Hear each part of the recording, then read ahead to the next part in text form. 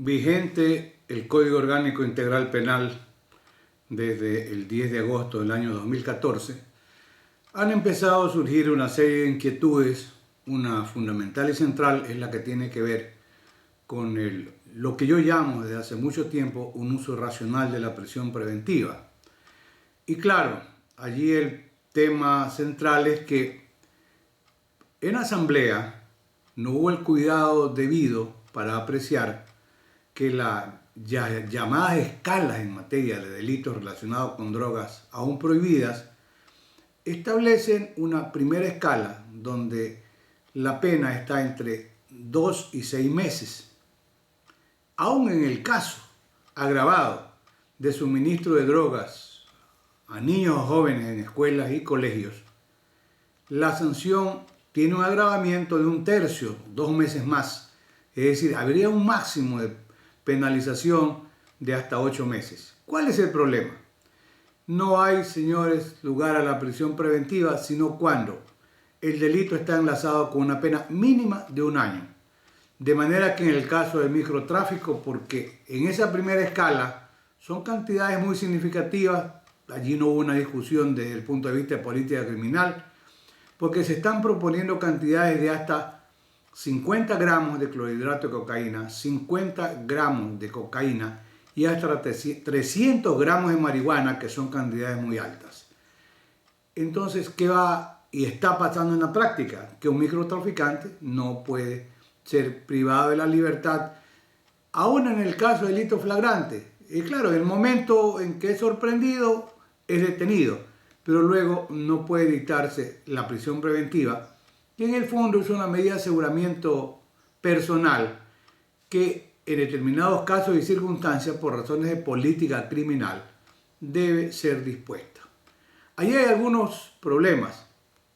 El primero, no hay prisión preventiva en los casos de la escala mínima o primera, ¿verdad?, donde la droga no rebasa esa cantidad prevista en esa escala.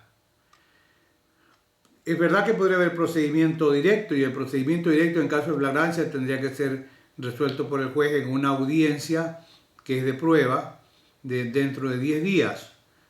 Esa podría ser una respuesta. Ahora, si el ciudadano no va a la audiencia, le puede ordenar la prisión para obligarlo a que comparezca y juzgarlo. Hay otros temas allí también que pasa con aquellos casos antes de la vigencia del COIC, que los ciudadanos están privados de la libertad bajo prisión preventiva y han sido sorprendidos, aún en flagrancia, con cantidades de droga que no llegan a los 50 gramos o a los 300 gramos de marihuana. En este caso, el ciudadano tiene legítimo derecho, como ya está ocurriendo, a solicitar que se revea la prisión preventiva y ser puesto en libertad. Estimativos que hace la Defensa Pública Nacional refieren que alrededor de 2.000 personas saldrían en libertad aplicando el Código de Procedimiento Penal ya vigente, el Código Orgánico. Otro tema es qué pasa con aquellas personas que están privadas de la libertad y que están condenadas porque han sido sorprendidas con cantidades de droga en calidad de microtraficante de 20, 30 gramos. Y es verdad que las penas eran desproporcionadas y sumamente altas. Se llegaba a sanciones penales 8, 12 años para esos pequeños traficantes de droga. Sucede que como el máximo de la pena, aún en el caso agravado, sería de hasta 8 meses, ¿verdad?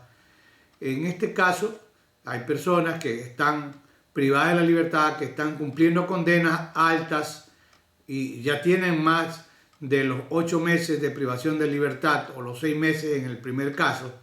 Hay unos que tienen 1 y 2 años y están reclamando el derecho a ser puestos en libertad. Ese es el procedimiento correcto, porque la Constitución, este concepto de favorabilidad que está en el artículo 76, el numeral 5 de la Constitución, precisamente señala la aplicación de la ley penal más benigna. Y aquí cabe la aplicación retroactiva del Código Orgánico Integral Penal para todos aquellos casos incluso que han sido juzgados y que hoy tienen una sanción menor o que ya han cumplido la pena. Esos son problemas que tendrán que irse reajustando, solucionando, discutiendo, etc. Recordemos por un momento que la prisión preventiva es una medida de aseguramiento personal que debe aplicarse por razones de política criminal. Un notable jurista y filósofo como es el profesor don Luigi Ferrajoli, él aspira a que hubiese la posibilidad de un proceso penal sin prisión preventiva. Es una propuesta bastante quimérica porque pensemos que eso daría paso probablemente a un rebrote de venganza privada de la víctima, víctimas que se consideren desatendidas por el sistema. Pero tampoco hay que caer en esa suerte de, como llama el profesor Zaffaroni, criminología mediática. Es decir, hay un impulso incluso de medios de comunicación para utilizar de primera mano la prisión preventiva. La constitución política del Estado ecuatoriano, y eso hay que reconocer en esa constitución del año 2008, que como dice el amigo Miguel Carbonell de la UNAM de México, es la constitución más moderna que tiene seguramente la América hispanoparlante. El artículo 77 ha constitucionalizado lo que yo sostengo, las razones de política criminal para disponer de la prisión preventiva. Fundamentalmente son dos: asegurar la presencia del sujeto en el proceso y por otro lado, en su momento, asegurar el cumplimiento de la pena. En política criminal estudiamos otras, tratar de impedir que borre las huellas del delito, tratar de impedir que en un momento dado amenace a los testigos, ¿verdad?, que amenace a la víctima, etc. Pero en las razones de política criminal están señaladas allí un criterio que tiene que ver con esto, el uso racional de la prisión preventiva, como yo sostengo, es que esté reservada para los casos más graves. O sea, creo que es en la prisión preventiva donde puede hacerse efectiva las propuestas de un también apreciado y querido amigo como es el profesor Raúl Zaffaroni. El sistema penal debe servir como un mecanismo de contención para evitar un ejercicio abusivo del poder punitivo del Estado. Y ese mecanismo de contención debiera estar dado con un uso racional de la prisión preventiva. La prisión preventiva debiera estar reservada para los casos más graves. En España en algún momento leía y examinaba que es a partir de delitos enlazados con pena mínimo de 6 años que procede la prisión preventiva. ¿Por qué? Porque es una medida que lesiona una garantía constitucional como es el derecho a la libertad.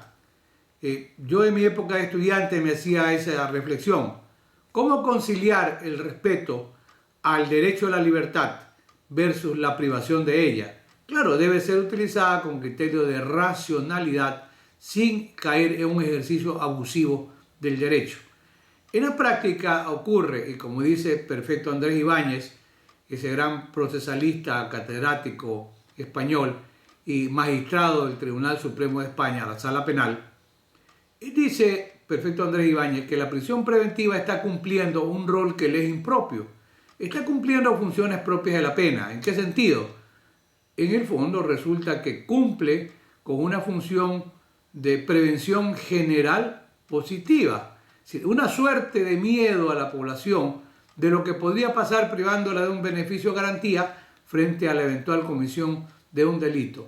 No son esas las funciones propias de la prisión preventiva, pero está cumpliendo, además de una función cautelar, una función propia de la pena. Esa es la realidad de nuestro sistema. La propuesta de extrema o última ratio, a la que también se refería Juan Bustos Ramírez, el notable penalista chileno, hoy fallecido, tiene también que cumplirse precisamente en este ámbito de la prisión preventiva. Alguna vez hemos escuchado decir que todo tiempo pasado fue mejor. No es cierto. En materia de abuso con la prisión preventiva, todo tiempo pasado fue peor.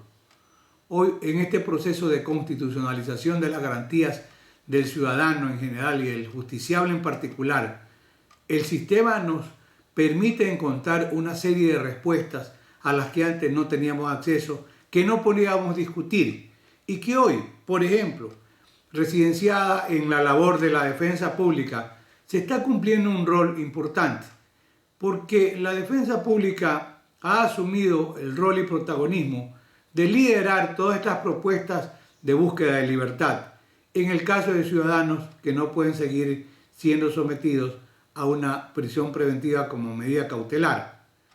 Creo que de fondo hoy se está reconociendo que en la cárcel ecuatoriana hay alrededor de 28.000 presos. En este proceso de criminalización selectiva y progresiva, lamentablemente en 4 o 5 años podemos llegar a pensar en tener en las cárceles ecuatorianas alrededor de 40.000 presos. La idea es que la cárcel debe quedar reducida para los casos más graves y no aquellos delitos de bagatela o de poca significancia o monta. Un caso, en Guayaquil, una señora es denunciada porque maltrata a su hijo. Al niño lo amarra, al niño lo encadena. Realmente no sabemos luego de la noticia si la señora tiene trastornos de personalidad, porque no es normal que una madre, ¿verdad?, amarre al hijo, lo mantenga bajo una suerte de secuestro en el hogar. O el niño tiene problemas de personalidad, no hay quien lo cuide y es el único recurso que lamentablemente tiene la madre pobre. Hay que evitar, como dice don Elías Carranza, la criminalización de la pobreza. Pero en ese caso, privar de la libertad a la madre porque después del operativo se le aplicó la prisión preventiva, suena desproporcionado y suena irracional. Habría que examinar caso a caso, y esta es una situación que ocurre en el día a día. Nuestro sistema procesal penal brinda una serie de posibilidades que son propias de un Estado constitucional de derecho y justicia. La prisión preventiva debía ser el último recurso, como el sistema penal igualmente debía ser el último recurso, cuando ya no haya otra posibilidad que racionalmente pueda ser utilizada para superar los conflictos sociales. De manera que, insistimos, habrá que reexaminar el ámbito de aplicación de la prisión preventiva. En lo personal creemos que esa propuesta con un código que ya llegue en penas acumuladas hasta 40 años, creemos que la prisión preventiva debiera dictarse en aquellos delitos que tengan como mínimo 3 años y ojalá fuese factible a partir de los delitos relacionados con una privación de la libertad de por lo menos 5 años.